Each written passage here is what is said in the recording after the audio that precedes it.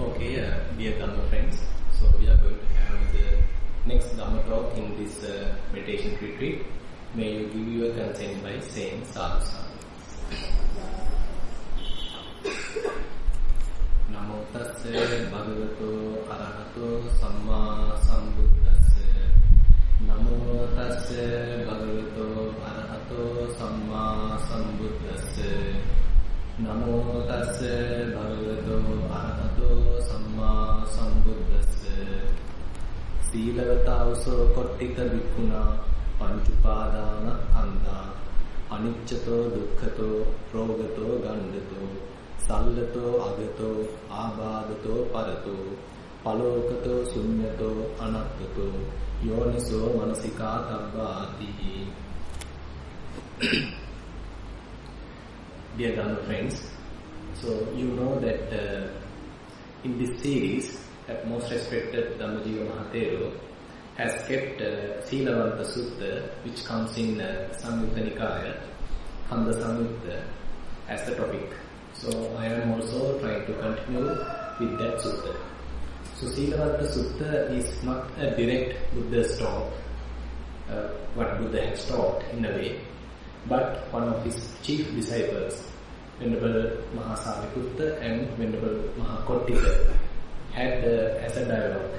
So it was recorded, and it is really an important sutta, and it is really famous among the Vipassana teachers also, because it gives some kind of aspect towards Vipassana, kind of a direct touch towards Vipassana. So just to brief what we discussed so far.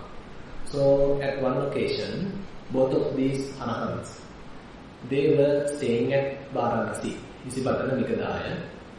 So after finishing his daily routine, Venerable Mahakottita approached Venerable Mahasariputta.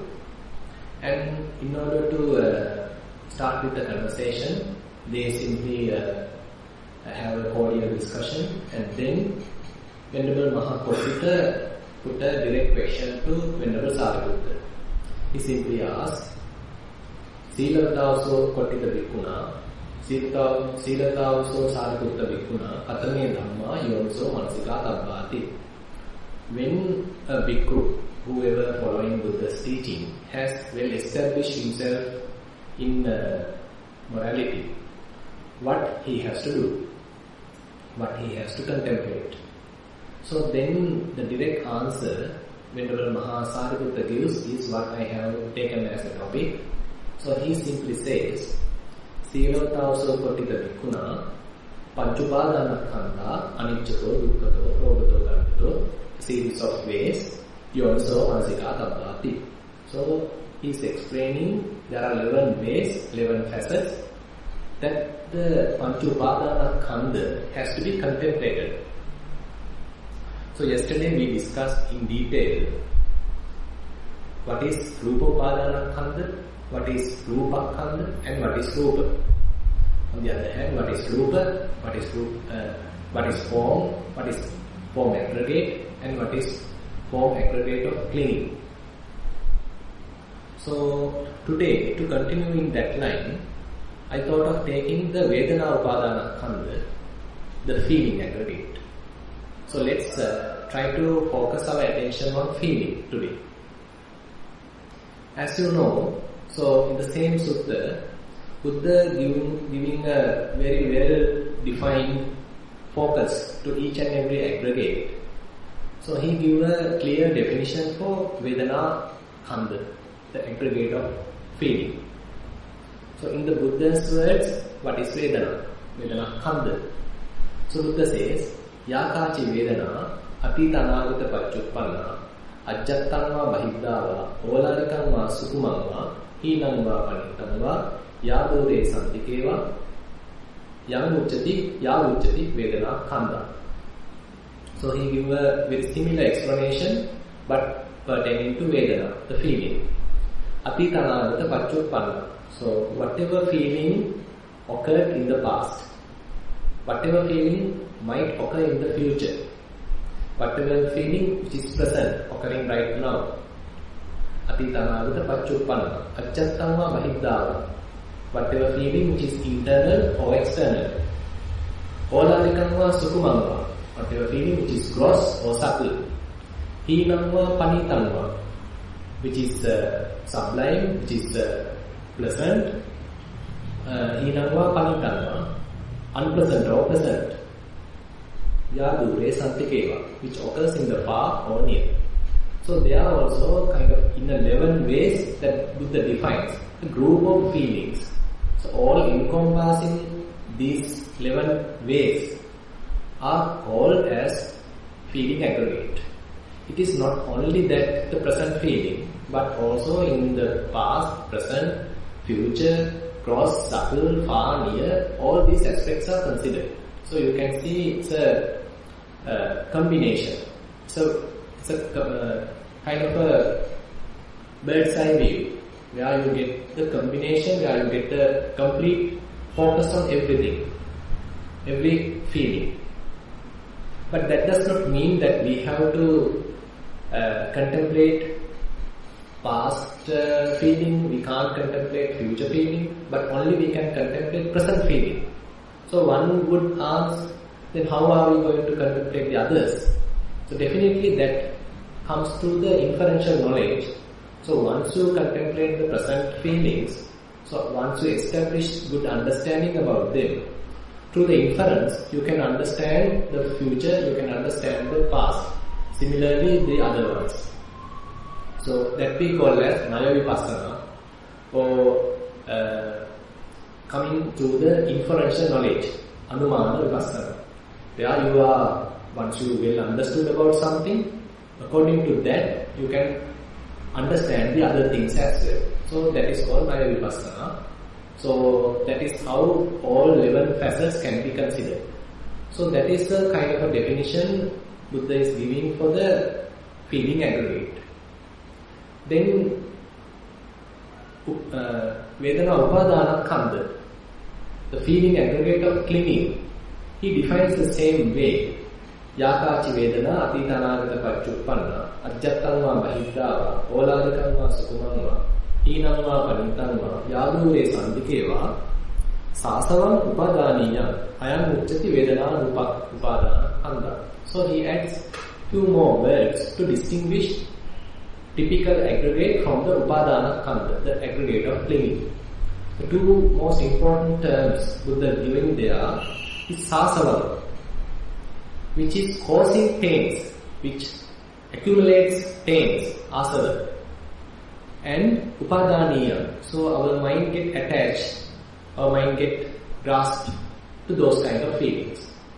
So suppose if there is a feeling that you haven't yet felt it, and there is no opportunity that you will feel it even, and you have no desire to feel it either.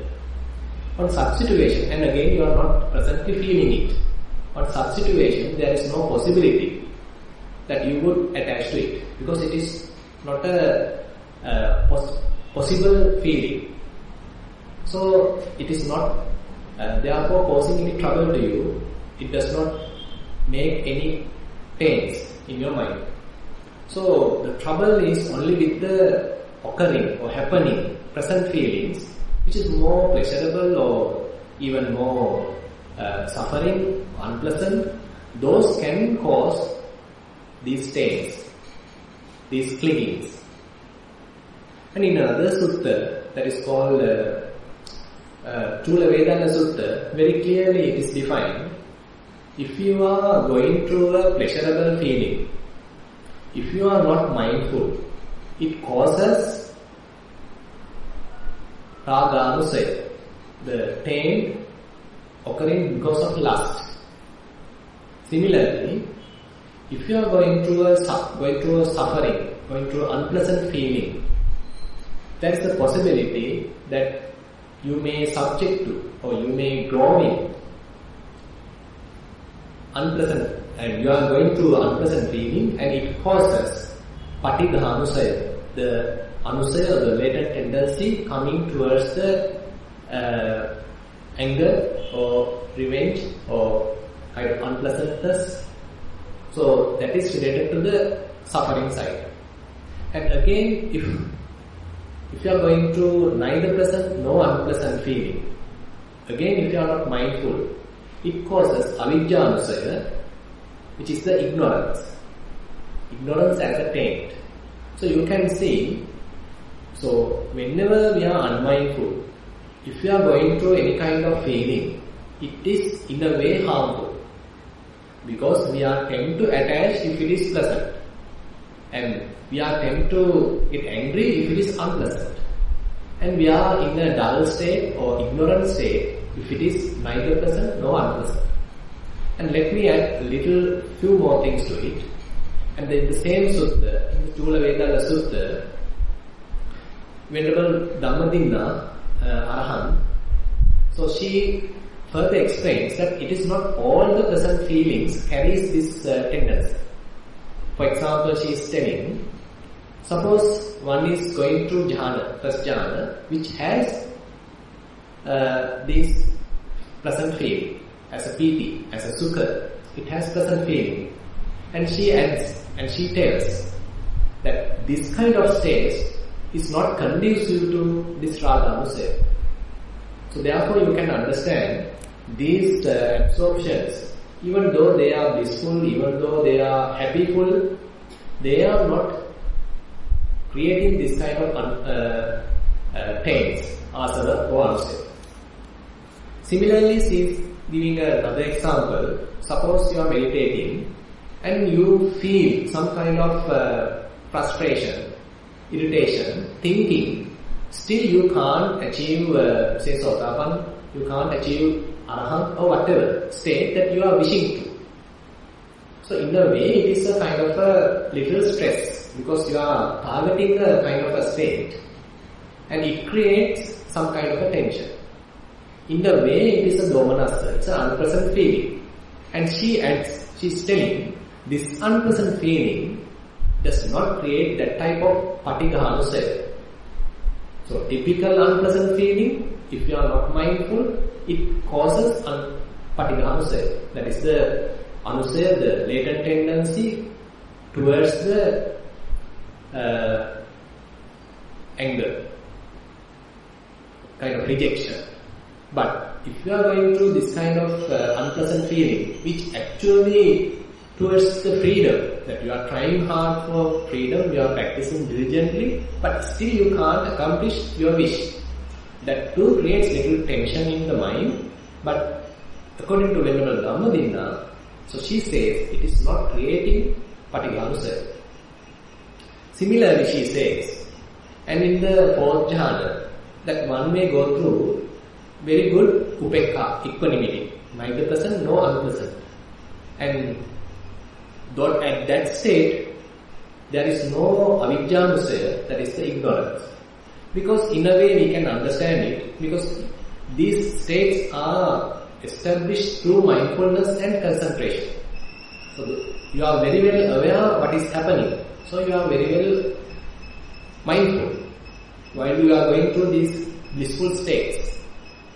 So once you are mindful, there is no possibility of accumulating taints, asava or anusaya. So that's a different story. So basically we need to understand all the other occasions. If we are blindly attached with the pleasant feeling, we are creating possibility of taints. We are accumulating taints. If you are sort of stressful, if you are in a arrogant mode, if you are angry, if you are going through an unpleasant feeling, then there is a possibility that you are developing, you are empowering this patigha-anusaya. Similarly, if you are simply sort of in a dull state, you are very much ignorant, you are not caring about what is going through, and you are simply unaware of what is happening, neither pleasant nor unpleasant, equanimous. So then that neutral feeling creates some kind of anusaya which is more towards the ignorance. So you can see this feeling is something directly causing some kind of tendency in the mind. So these tendencies, latent tendencies, are the ones taking us from birth to birth, from one birth to the next birth, from this birth to the other birth. till we have this anusaya, the latent tendencies, we can't stop rebirth. So one unique feature of the Buddha's teaching is that he addresses these latent tendencies. So in this Vedana Khanda and the Vedana Upadana Khanda, therefore Buddha says that there are certain types of Vedana, and some of them can create states, and some of those feelings you may be cling to. And again, he defines Vedana, the feeling, in this way, which is available in the same sutta as I referred yesterday, that is Khanda Sutta, coming in the Samyutta Nikaya. So Buddha says, what is Vedana? Katamancha bhikkhave Vedana, chaime bhikkhave Vedana kam, Vedana kaya. Chakku sampassaja Vedana, Sota sampassaja Vedana, Gahana sampassaja Vedana, Jivha sampassaja Vedana, Kaya sampassaja Vedana, Mano sampassaja Vedana. So that is the Buddha's definition of feeling. So if I were to translate it, it goes like this. He's simply asking the question from the bhikkhus, what is, O monks, this feeling? And then he himself answers, and he says, there are 6 types of Vedana. First type, he says, Chakku sampassaja Vedana, the feeling born of eye. Basically, we can understand that when you are looking at something, when you are seeing something, it creates some kind of feeling. So that is what Buddha is referring here. So through seeing, we create feeling. So that is one type. Again, through hearing, we create feeling. That is the Sota Sampassaja Vedana. And through smelling, we create feeling. Through tasting, we create feeling. Through sensing, we create feeling. And again, by thinking, we create feeling. So all these possibilities Buddha cover there, and he says there are 6 types of feeling occurs at each door, either in the eye, either in the ear, either in the nose, either in the tongue, either in the body or in the mind. So in a way we need to be careful. It is not only the bodily pain which more we are familiar with, but there are other pains as well. Due to eye, we get some kind of feeling. By seeing things, we create feeling. And while hearing things, we get feeling. While smelling things, we get feeling. While tasting things, we get feeling. And while touching, of course, we get feeling. And again, while going through various kind of thinking, again we get feelings. So you can see, this feeling is a fairly strong subject, because we are fully in it. Every time we are going through some kind of feeling. So in a way, it is therefore better have a good understanding about this feeling. Otherwise, we don't know what is really happening. We are simply living, but unknowingly things are happening. So that is why Buddha explains these things for the benefit of the others.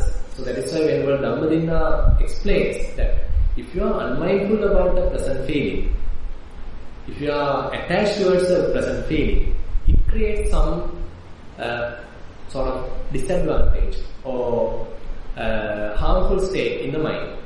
Again, if you are unmindful about some unpleasant feeling, it creates some kind of a tendency in the mind.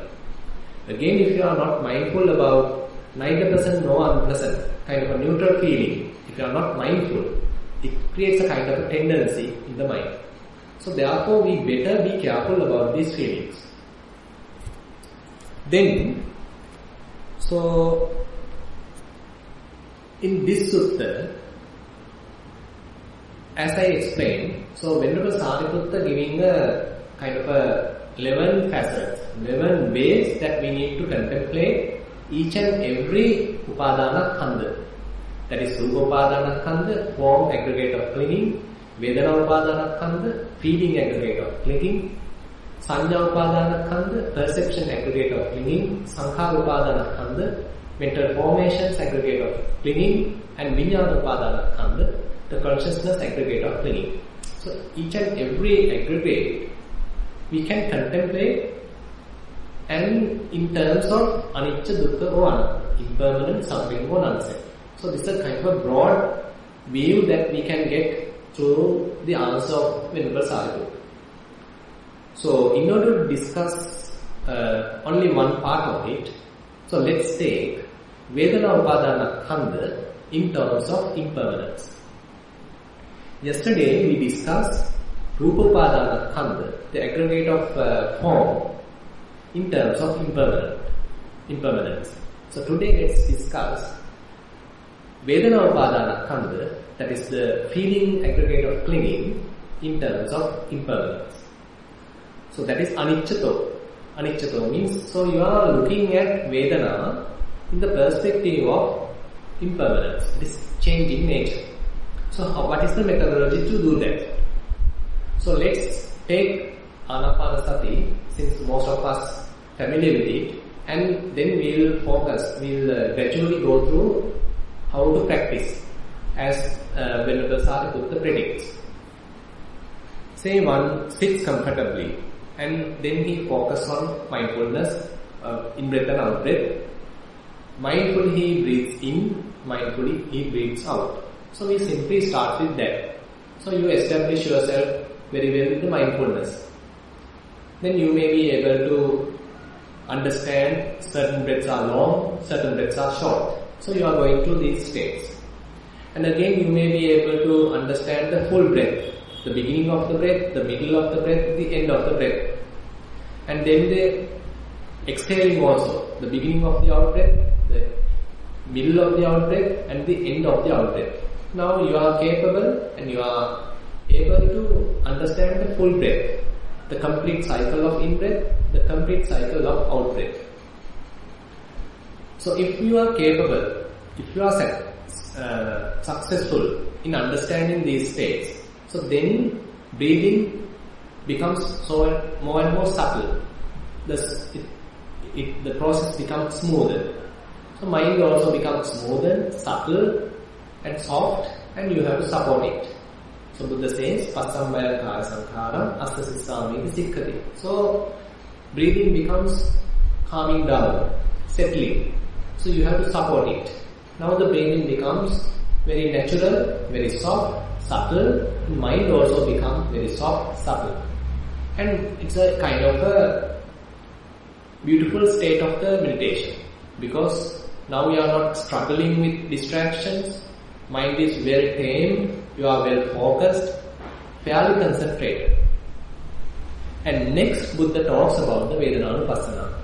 So if you see Anapanasati Sutta, which comes in Majjhima Nikaya, so it explains how all these Anupassana, the four Anupassana, Kaya Anupassana, Vedana Anupassana, Chitta Anupassana, Dhamma Anupassana, one can develop to Anapanasati. So therefore I thought of considering this Vedana Anupassana first to Anapanasati. So there also Buddha give a kind of a gradual progress. You can't immediately jump to Vedana. You can't immediately jump to sense feeling. Rather, Buddha give a gradual growing in the meditation, gradual growing in the mindfulness. And once you well establish in mindfulness only, then Buddha turns into Vedananupassana, the knowing of the feeling.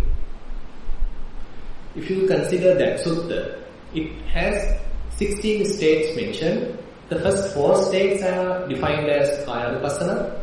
The next 4 states are defined as Vedananupassana. So you can't immediately go to Vedananupassana. Instead, you have to progressively, gradually, systematically practice and attain some amount of concentration. With that concentration, you are going to Vedananupassana. So there, Buddha mentions what belongs to Vedananupassana when you are practicing Anapanasati. In a way, it is some revealing information, because we don't know, sometimes we are going through various kind of feelings. So we don't know to which part it belongs to. So we are asking from the teachers, okay, but I felt like this. So what it is. So Buddha explains to all these states. So after calming down breath, after you are aware of the full in-breath, after you are aware of the full out-breath, and after the complete breath is settling, it becomes unconceivable like. You can't distinguish whether it is in-breath or out-breath. So then you are in a fairly good concentrated state. And then Buddha says, Piti Patisamvedi Asta Sissami Sikkati. Piti Patisamvedi Pasta Sissami Sikkati. That means, once your mind is well concentrated, it is in a peaceful state, then you may feel piti, what we simply translated as rapture. So this piti, some kind of rapture, happiness, I would say, can occur in various ways. So some people might even get goosebumps. Some people get some kind of floating feeling. So some kind of complete bodily sensation, kind of a pleasant sensation going through the whole body. And it is like you are immersing in water. So this kind of very pleasant feelings can occur. So Buddha says all these are part of Vedananupassana. So while going through Anapanasati, when the mind is well concentrated, then this Vedana can occur. Very pleasant feelings can occur, and you can be aware of these pleasant feelings. Piti Patisamvedi Asta Sissami Sikkati. Piti Patisamvedi Pasta Sissami Sikkati. Then Buddha further says, Sukha Patisamvedi Asta Sissami Sikkati. Sukha Patisamvedi Pasta Sissami Sikkati. It is not only rapture, you can really feel the happiness in the body. The mind is so pleasant, your body is so light. The whole body, you can feel some kind of pleasure going through. It is not coming through senses, but it's a kind of a blissful state. And therefore Buddha says, Sukha Patisamvedi Asta Sissami Sikkati. Sukha Patisamvedi Pasta Sissami Sikkati. So you are simply being aware that now your body and your mind is going through some pleasant feeling. And then Buddha says, Chitta Sankhara Patisamvedi Asta Sissami Sikkati. Chitta Sankhara Patisamvedi Asta Sissami Sikkati. So what is Chitta Sankhara? That is well defined. They are Vedana and Sanya, feeling and the perception. So when mind is well concentrated and going through these states, so it can occur various feelings as we discussed. Mostly the pleasant feelings.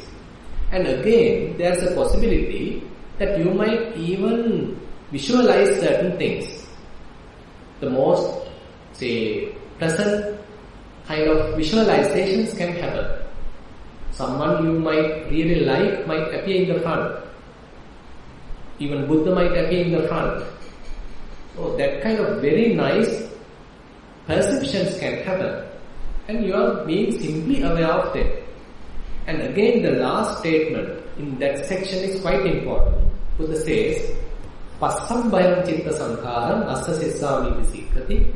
Passam Bhayam Chitta Sankharam Asta Sissami Sikkati. Buddha says, so you are simply calming down those things. You are not strengthening those things. Instead, you are simply allowing them to fade away. If there is a feeling going on, if there is a pleasant feeling going on, you are not attached to it. You are simply allowing it to fade away. It naturally fading away. You are not trying to keep it further, but letting it go as it in the natural phase. Similarly, there may be a pleasant perception, pleasant vision, kind of a light or whatever thing happens in the front. You are not get deluded by it.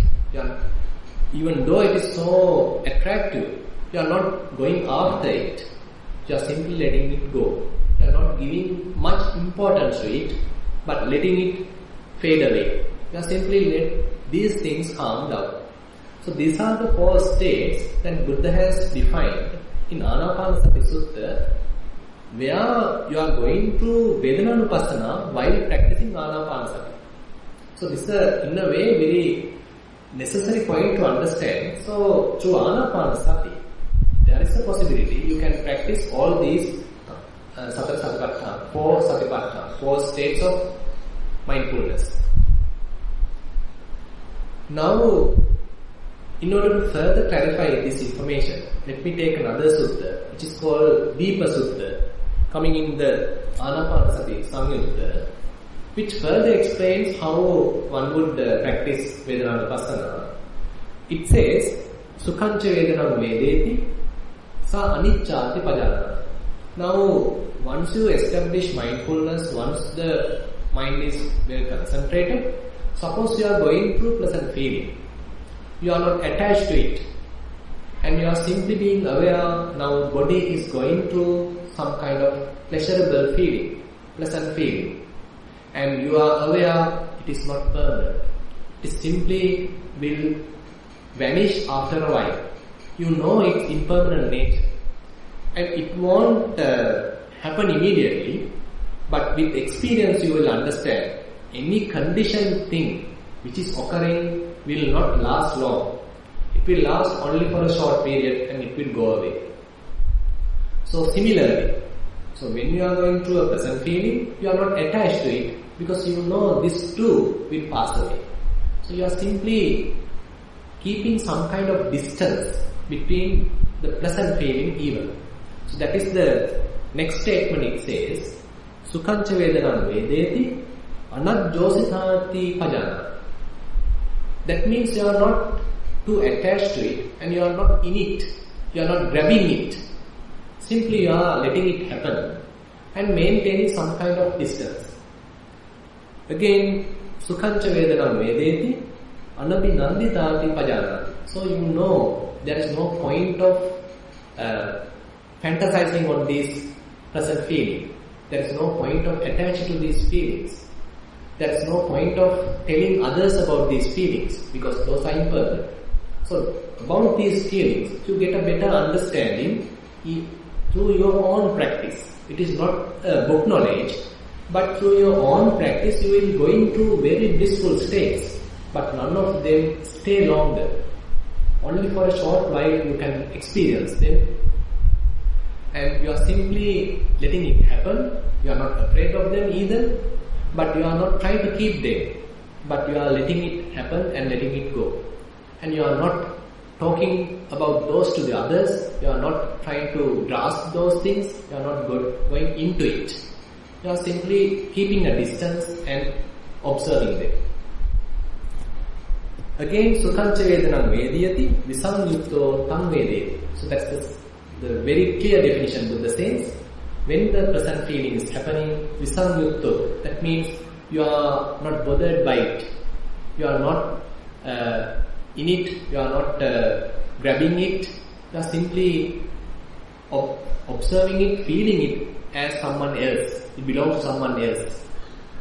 Again, the same information is repeated for all the other two types of feeling as well. For example, Dukkhancha Vedanam Vedeti Sa Anicchāti Pajanāti. So suppose you are going through some kind of unpleasant feeling, some kind of suffering, but you are not much bothered by it because you know it is also impermanent. At the moment it is fairly unpleasant, but you are maintaining some kind of equanimity because you know that it is impermanent. Dukkhancha Vedanam Vediyati Anajjosithāti Pajanāti. So while the unpleasant feeling is going on, you are not making it yourself. You are not claiming it. You are not making it yours. And Anabhinanditāti Pajanāti. So you are not trying to keep it whole. You are not trying to make as yours. But you know those have arisen due to conditions. Once the conditions finish, once the conditions cease, so these result, these feelings also will cease.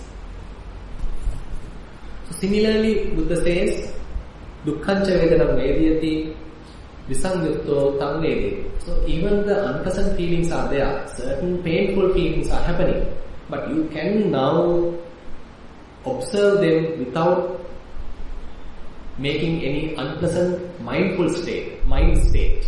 The body may be going through pain, but you can maintain some kind of distance. Say for example, now Buddha during his lifetime has went through many painful states. For example, Venerable Devadatta, he simply put a stone towards the Buddha. Because of that, one of his leg was injured. So that's it is said in the Dhamma. So Buddha went through a severe pain due to that. But he simply being aware of it and simply being patient with it. Similarly, there are many occasions that he was afflicted with some severe diseases. And not only Buddha, but Venerable Mahamukalla, Venerable Sariputta, Venerable Mahakassapa, very well known, reputed arahants. So they too have gone through severe pains. So after one attains arahantship, it is not that you can't feel anything. They may feel everything, but still they visangyutto tang vedeti, as Buddha says. So they are not claiming them. They are not claiming this feeling as mine. They are not bothered or troubled with these pains because they know very well due to conditions that these feelings have occurred. Even if it is so pleasant, they are not attached to it. Even they are so painful, they are not, even though they are so painful, they can keep their mind untroubled. So that is how one would develop this Vedananupassana. So Buddha says, so sort of summarizing as the maximum point, the climax of this Vedananupassana, and Buddha says, when someone is going through the last pain, so that is while one is going through in his last pain, what I mean is that at his deathbed, say now he is aware, according to Buddha, now he is aware, now I am going through painful feelings occurring because of death, approaching death. Now I can't do much longer, now I am approaching death. And he is now going through certain amount of pain, and at this state also he can maintain some kind of distance between this death and the really painful, dreadful pains occurring because of the death. Because he knows after death, if I am not grasping these feelings, after death everything will cease. So this is a kind of a parinibbana of an arahant. Buddha says that even the arahant at his last moment, he may go into severe pain because maranampi dukkha, the death is a pain. So the whole body cannot exist. So it is trying to last long, but the conditions are not conducive. Conditions are not supporting. So the body may be going through severe pain, but the arahant can maintain some equanimous state at that state because he knows he is not grasping the pain, he is not claiming the pain. The pain is occurring as its last chance, and after that finishes, everything finishes. So this is the kind of map that Buddha is giving about Vedananupassana, because even we start in a very simple way, it goes in a very deeper path. So one gets more and more mature by observing this pain, observing this present feeling. Because typically, if we are not mindful, if we are not yet developed concentration, if we immediately jump to observe pain, what happens is the bodily pain can create mental stress. At the beginning you might be able to tolerate a little bit, but later on, as the pain grows, if you wish to stop it, if you wish that it may vanish, if it is not vanishing, then your mind becomes agitated. Then your mind becomes stressful. You may get into anger. But on the other hand, if you are able to establish very good mindfulness, with that mindfulness, if you are going to watch what is happening in the pain, then you can maintain a distance. So that is what I have explained in this, that is what Buddha has explained in this Deepa Sutta. So when one is mindful and observing properly about the pain, either it is pleasant or unpleasant, so he can maintain a distance. Like someone else's pain, he can simply watch it. So, like I yesterday finished the Dhamma talk, I like to sum up the Dhamma talk with the same sutta, that is Aniccanupassana Sutta. There Buddha says, so Vedanaya Aniccanupasse Viharanto Vedanam Parijanati. So when someone is observing this feeling as impermanent, he very well understands feeling.